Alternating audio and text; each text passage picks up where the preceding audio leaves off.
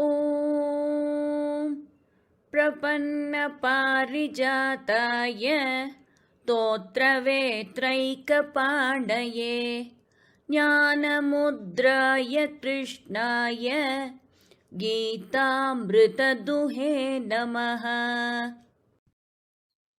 Namaste everybody. Bhagavad Gita 18 chapters are divided into 3 divisions. Each one is called a Shatkam, meaning 6 chapters together as one group. அந்த மாதிரி 3 ஷட்கம் இருக்குது. அதுல we are looking at the first Shatkam. There are many Mahavakyas, profound philosophical statements. அதுல one of them, very popular one is Tattvam Asi. கேட்டுப்பேங்க நிறைய பேரு. தத்து துவம் அசி. அதை மாத்தி போட்டா துவம் தத்து அசி. Tvam is you. Tvam means you. All the living beings, the Jeevatma in this universe. Tat is the superpower, Paramatma. Final Shatkam, Asi, is the Jeevatma and the Paramatma are together one. They are one and the same. Jeevatma is just a subset of Paramatma.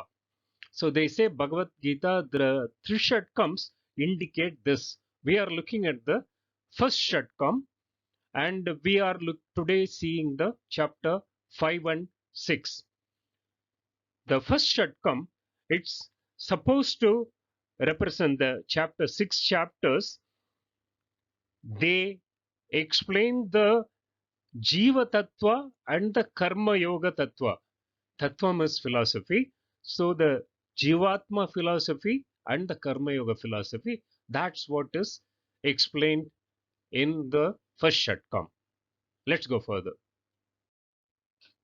Last week we saw 4 profound thoughts from Lord Krishna. The first one was the freedom for worship. The Lord said, everybody has got the freedom to worship the Lord in whichever way they feel comfortable. And he assured that he will answer their prayers the way they offer the prayers. The second thought was about the creation of varnas, the divisions among the society based on the guna karma differences, the basic personality traits and the tasks they do.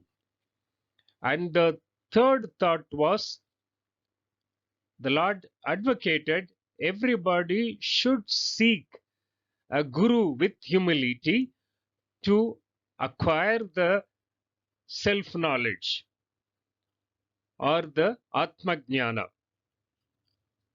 And the fourth point was, he said, for a wise person, all beings are equal, there is no difference. Because the Atma living inside every body is the same. And it's a subset of the whole Paramatma. So let's move further. We're going to see chapter 5 and 6 today. Last week we saw one shloka from chapter 5. Today I'll give a brief introduction to the whole chapter before taking up 2 more shlokas from the chapter 5, that is Sanyasa Yoga, which is actually Karma Sanyasa Yoga or renunciation of all actions.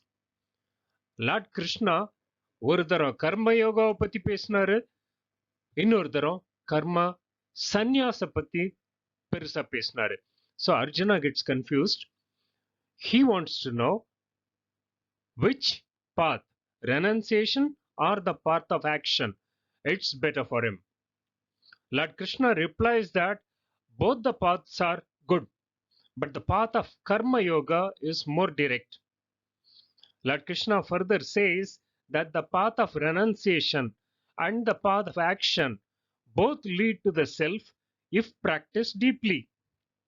Both the wise sage and the doer of Karma Yoga practice action, whether it be in the action in battle or action of the mind in studying scriptures without attachment to the results. Ignorance of the self is what causes men to act badly.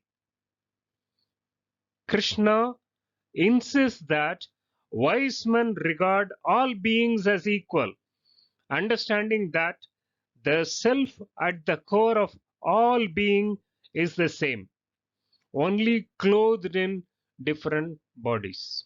Let's go further. இன்னைக்கு நம்ம பார்க்க போற 4 ஸ்லோகத்துல first two are from chapter 5 Sanyasa Yoga or Karma Sanyasa Yoga, that is renunciation of all actions. Here Lord Krishna reveals the secret of such a renunciation by offering all actions to the Lord and treating the results of those actions as prasad from the Lord.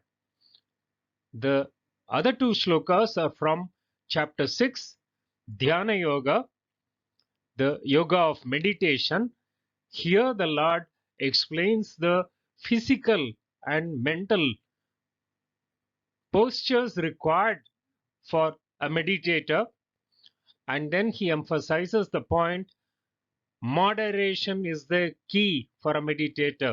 Moderation in everything that he does: talking, eating, sleeping, exercise, and everything else. Let's go further. Lord Krishna continues further and says that the cycle of birth and death, that's called samsara, it's one over in the life-liye. அவங்களுக்கு யாரு?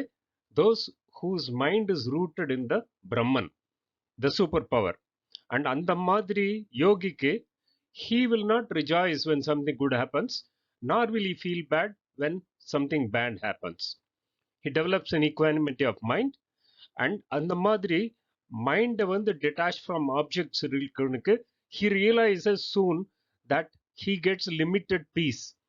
So the solution for this permanent peace is he realizes that he should focus his mind also on the superpower, detach from objects and focus the mind on the superpower, that is indulge into meditation. Let's go further.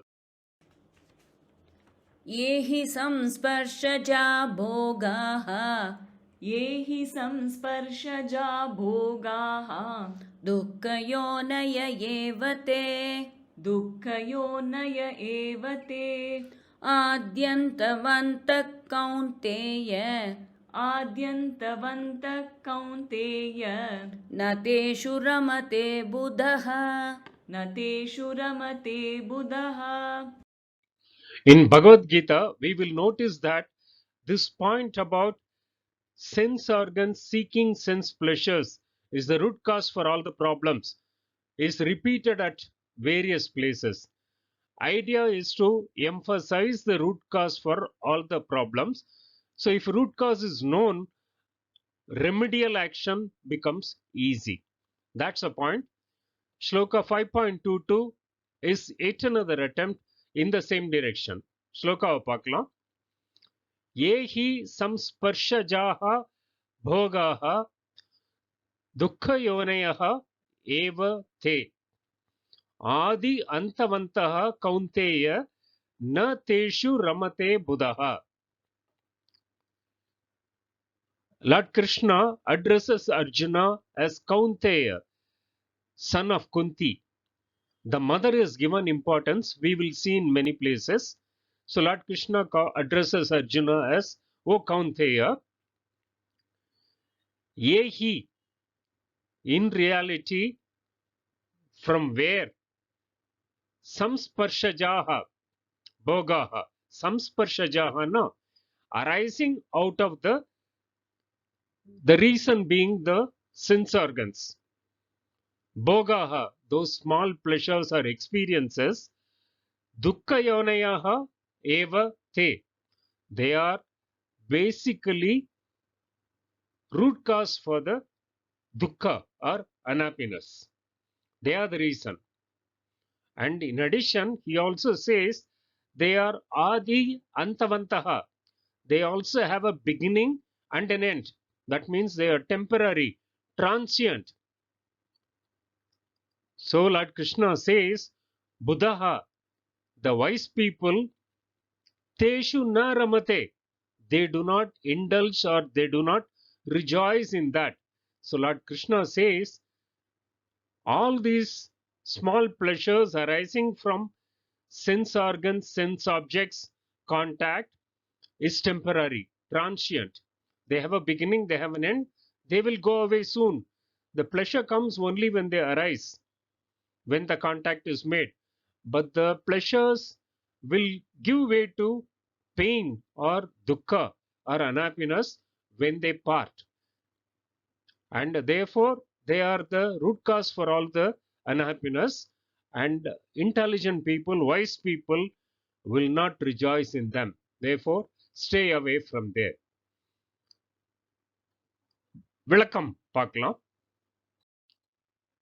O son of Kunti, the pleasures that are born out of sensory contacts are sources of pain. They certainly are transient, having a beginning and an end. The intelligent man is wise enough not to indulge in them.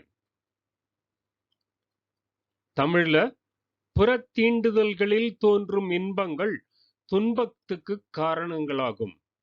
அவை தொடக்கமும் இறுதியும் உடையன. குந்தி மகனே, அறிவுடையோன் அவற்றில் களியுறுவதில்லை. The sense organs, sense objects, sense pleasures. அஞ்சறிவு படைச்ச மிருகங்கள், பறவைகள், the birds and the animals with 5 senses, they also chase that only. But the sixth-sensed human being should be above that. So the point emphasized is keep the senses under control. மேல போகலாம். Described in the glories of Sannyasa Yoga, Lord Krishna further says that the person who is able to master anger and desire, இதை முதல்ல கூட நம்ம பார்த்திருந்தோம், in this birth itself he becomes happy when alive. And he says the sages without impurities or doubts, who have mastery over the self and engaged in the good of all the beings, they also gain the liberation. And he says sannyasi is free from anger and desire, and who is mind is under control, and who are aware of the self, and the liberation is imminent for them.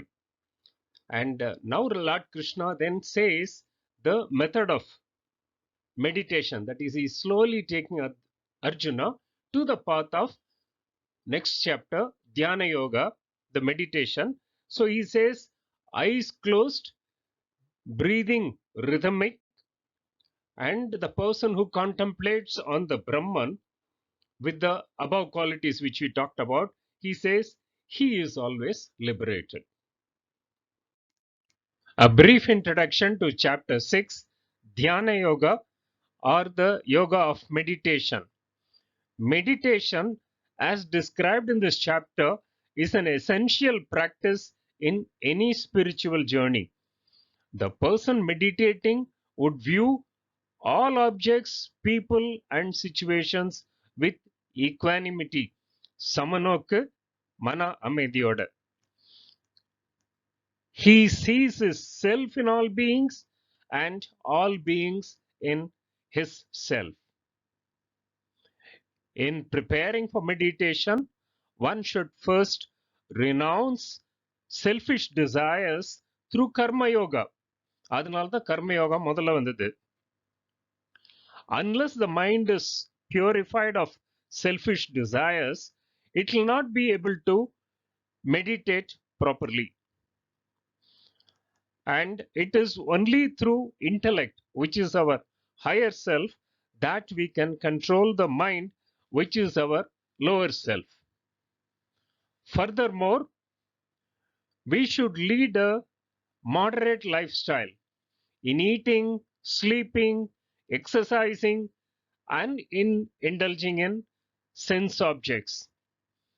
The end result of all this is preparation for a gradual withdrawal from the outside world, leading to the mind setting on the eternal essence or Paramatma.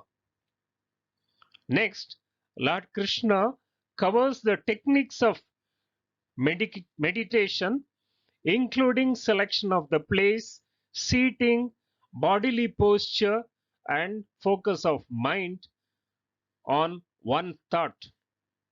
Finally, Lord Krishna praises the meditator by elevating his status higher than any other seeker. Lord Krishna says that the meditator attains supreme joy, peace, and bliss. Even if the ultimate goal of meditation is not realized in this birth, the effort put forth will be carried over to the next birth. Let's go further. Lord Krishna then brings a nice distinction between a Karma Sanyasi and a Karma Yogi. He says a Karma Sanyasi merely renounces all actions, whereas a Karma Yogi, though he does all actions, he renounces the fruits of actions. That is, he does all the karma without a motive. Therefore, he is superior. And then he goes on to say that the one who has a mastery over himself, he is his best friend. The one who doesn't have the mastery, he is his enemy.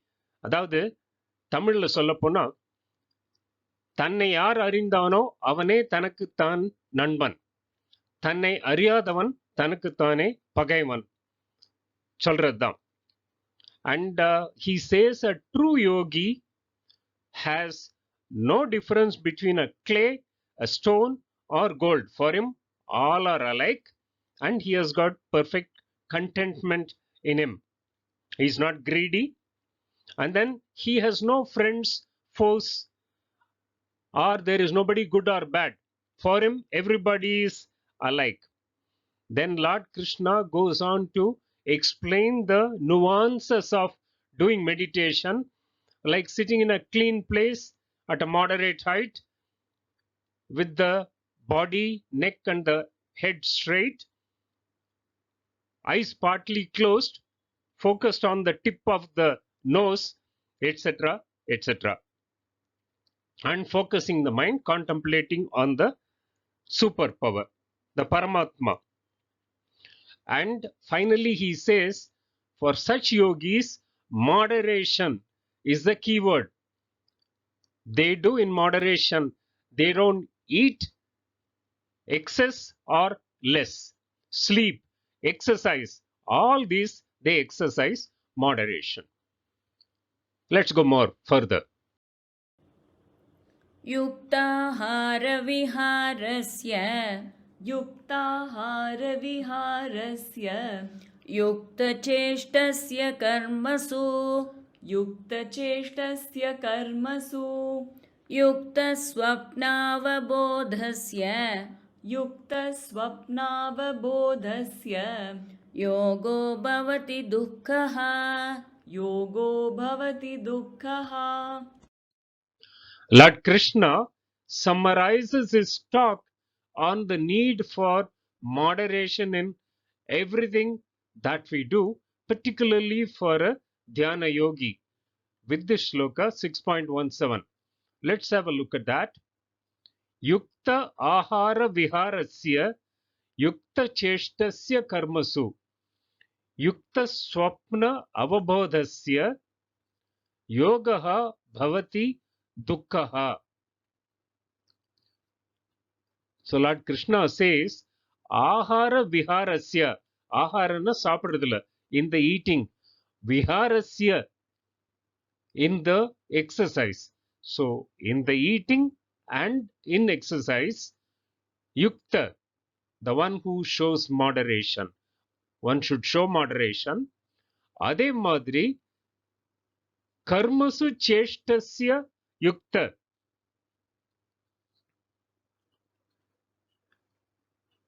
one who is doing his duty, even in that, show in moderation.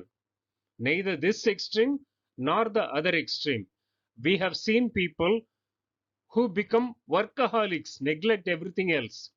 At the same time, we've also seen people who don't do anything, laze around, procrastinate. Lord Krishna says, "Rendume thappu." One should show a mid path, a moderation. So, ahara viharasya, in the eating and in the exercise, moderation, show moderation. And karmasu cheshtasya yukta, in doing one's duties, even that show moderation. But is do it on time, do it regularly, do it systematically, don't overexert, don't underexert. Not only that, swapna avabodhasya, ஸ்வப்னங்கிறது வந்து தூங்கிறது, அவபோதஸ்யங்கிறது முழிச்சுட்டு இருக்கிறது. In the sleep or in the waking time, that is, don't sleep excessively, don't stay awake excessively. Yukta, show moderation in that also. He says, any yogi who follows that, dukkha bhavati, for him, this is the way to eradicate the dukkha or the unhappiness. So Lord Krishna says, show moderation in the food one eats and exercise one does, even in the performance of the duties. Show moderation, which means be systematic, be regular, do everything on time. Therefore, there is no crisis. And show moderation in the sleep. Sleep enough, but just adequate. And stay awake, but just adequate. So, any yogi who follows this regimen, he is sure to have his dukkha removed. Isn't it such a wonderful recipe for us to get over our unhappiness in life? You will agree with me, most of our problems occur because we tend to adopt the path of either this extreme or the other extreme, and that also fluctuates. விளக்கம் பார்க்கலாம். He who has learned to control his eating and enjoyment, who performs his actions in a balanced manner, who maintains balance between his waking and sleeping periods, his yoga frees him from all his sorrows. தமிழ்ல, ஒழுங்குக்கு உட்பட்ட உணவும் விளையாட்டும் உடையவனாய், வினைகளில் ஒழுங்குக்குட்பட்ட நடைகளை உடையவனாய், உறக்கத்திலும் விழிப்பிலும் ஒழுங்குக்கு உட்பட்டவனாயின், அவனுடைய யோகம் துயரை அழிக்கிறது. They say, like the sun and the moon, which have a systematic routine,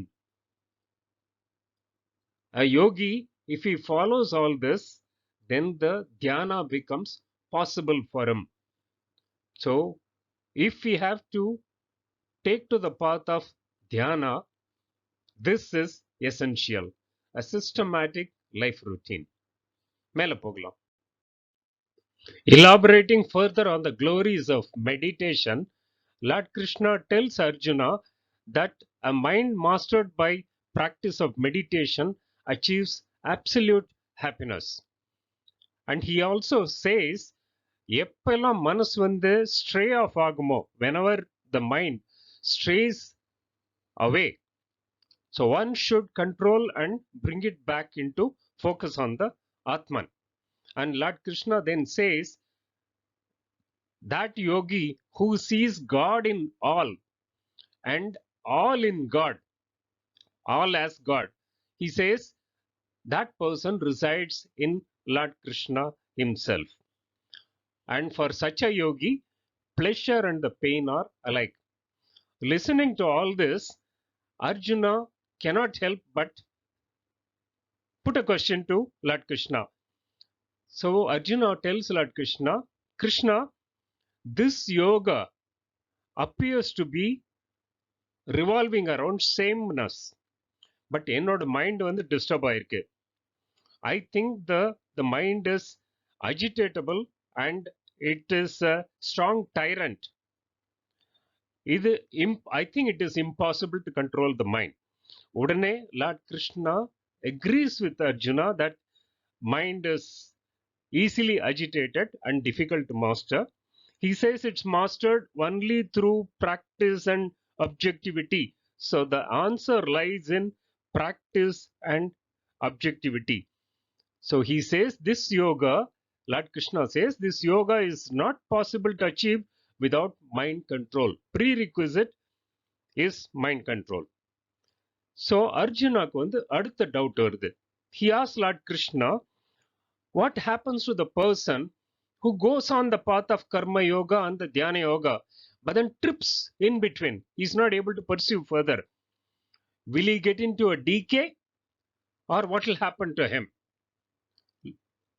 So Lord Krishna answers Arjuna, reassures him that for such a person, whatever proportion of the karma he had done, good karma he had done, that much of benefit will accrue to him. And he says that effort never goes a waste. If you remember, நான் second சாப்டர்ல பேசிட்டு இருக்கும்போது நம்ம discuss பண்ணோம். ஒரு வீடு கட்டும்போது 90% of the house, if it is done, and if the roof is not cast, it's not livable. Full result doesn't arise. Whereas on contrary to this, the food that we eat, every morsel that we eat contributes to our well-being. So that morsel of the food is equated to this karma. Whatever amount that is done, it brings in the result. மேல போலாம். प्राप्य पुण्यकृतां लोकान् प्राप्य पुण्यकृतां लोकान् उषित्वा शाश्वती समाः उषित्वा शाश्वती समाः शुचीनां श्रीमतां गेहे शुचीनां श्रीमतां गेहे योगभ्रष्टोऽभिजायते योगभ्रष्टोऽभिजायते. Lord Krishna gives a reassuring message of the benefits of being a yogi even for a short while. He says, unfortunately, if a yogi slips from this path of yoga due to his temptation into the worldly pleasures, becomes a bogi, he says, even because of his past good deeds, he gets a chance to be reborn in a conducive environment where he can elevate himself and redeem himself up. That's what is given in the shloka 6.41. Let's have a look at it. Prapya punyakritam lokan ushitva shashvatihi samaha shuchinam shrimatam gehe yoga brashtaha abhijayate. The yoga brashtana, the one who was a yogi but he has faltered. அந்த மாதிரி slip ஆனவனுக்கு கூட what happens to him?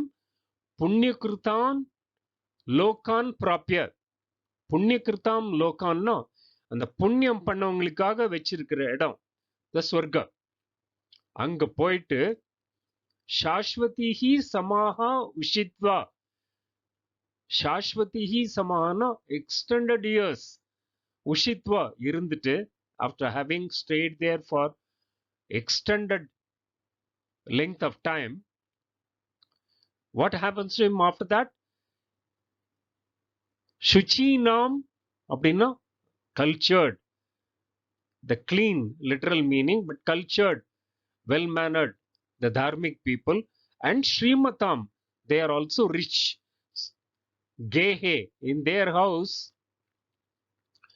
Abhijayate, he is born in that. That means that person, he gets a birth into the rich and cultured, the dharmic people. Because many times it's believed the rich people leave all the rituals and the dharmic path. But there are rich people who are also dharmic. To be born in their house, it's a boon. So this person, the Yoga Brishta, because of his good deeds when he was a yogi, he gets to stay in the Swargaloka for length of time and gets to be born in a rich family, cultured family, and therefore he gets a chance to redeem himself up. Isn't that very reassuring? So, to follow the path of karma as far as possible, as much as possible, for as long as possible. Let's go further. The yogi who has stumbled on the path of yoga dwells for many years after his death in the heavenly world of the pure souls and then takes birth in the household of the pure and the prosperous. தமிழ்ல யோகத்தில் தவறியவன் புண்ணியம் செய்வோரின் உலகங்களை எய்தி அங்கு கணக்கில்லாத வருஷங்கள் வாழ்ந்து தூய்மையுடைய செல்வர்களின் வீட்டில் பிறக்கிறான். Therefore, it's a great incentive to be a yogi, to try to be a yogi, to follow the path of yogi. மேல போகலாம். A quick recap into the salient points covered today. First, we saw 2 shlokas from chapter 5, Sanyasa Yoga. In the Sanyasa Yoga, the first one, we saw that the wise people do not rejoice in short-lived sense pleasures because they've learned to set their sights higher and they renounce all actions.